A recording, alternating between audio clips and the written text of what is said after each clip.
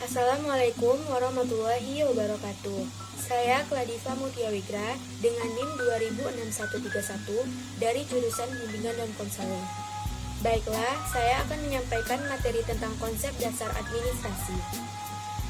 Administrasi pendidikan adalah suatu kegiatan atau rangkaian kegiatan yang berupa proses pengelolaan usaha kerjasama sekelompok manusia yang tergabung dalam organisasi pendidikan untuk mencapai tujuan pendidikan yang telah ditetapkan sebelumnya agar efektif dan efisien. Ahmad Sabri dalam bukunya Administrasi Pendidikan menyebutkan manfaat administrasi pendidikan bagi seorang tenaga pendidik yang mempelajari administrasi pendidikan, yaitu yang pertama, dapat mengetahui dan menyadari akan tugas-tugas dan wewenang yang mesti dipikulnya serta mengetahui bagaimana cara-cara melaksanakan tugas-tugas dan kewenangan masing-masing. Yang kedua, dapat menghindari kesalahan-kesalahan kerja dan mengetahui bagaimana melaksanakan suatu kegiatan pendidikan dalam rangka mencapai tujuan pendidikan supaya tercapai efektif secara tepat.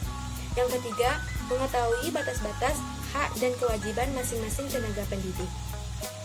Lalu, tujuan administrasi pendidikan adalah untuk meningkatkan efisiensi dan efektivitas penyelenggaraan kegiatan operasional pendidikan dalam mencapai tujuan pendidikan. Tujuan jangka pendek dari administrasi pendidikan adalah agar tersusun dan terlaksananya suatu sistem pengelolaan komponen instrumental dan proses pendidikan yang meliputi komponen yaitu siswa, pegawai, guru, sarana atau prasarana, organisasi, pembiayaan, tata usaha, dan hubungan sekolah dengan masyarakat, agar terlaksananya proses pendidikan di sekolah secara efektif dan menunjang tercapainya tujuan pendidikan di sekolah yang bersangkutan.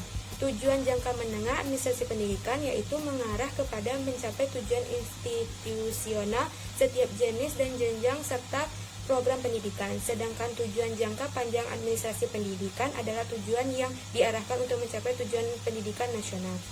Lalu fungsi dan proses administrasi pendidikan. Yang pertama ada planning atau perencanaan. Perencanaan merupakan kegiatan awal yang harus dilakukan dan juga merupakan persiapan dari administrasi pendidikan. Yang kedua adalah pengorganisasian.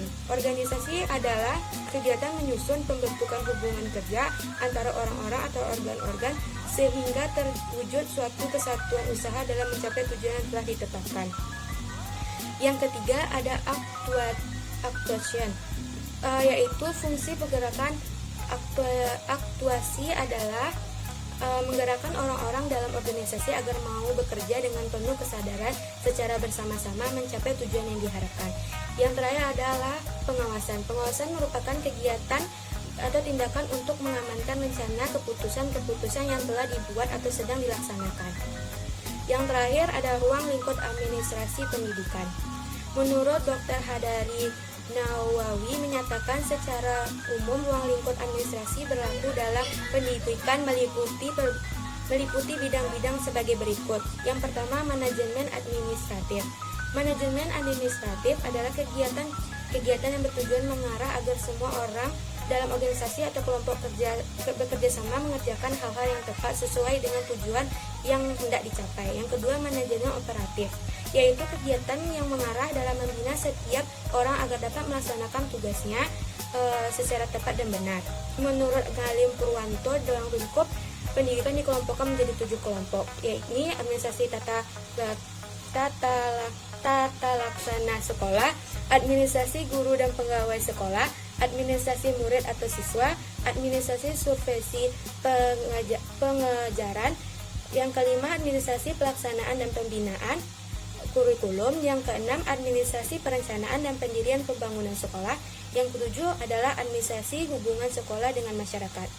Baiklah, sekian hasil penyampaian materi dari saya. Assalamualaikum warahmatullahi wabarakatuh.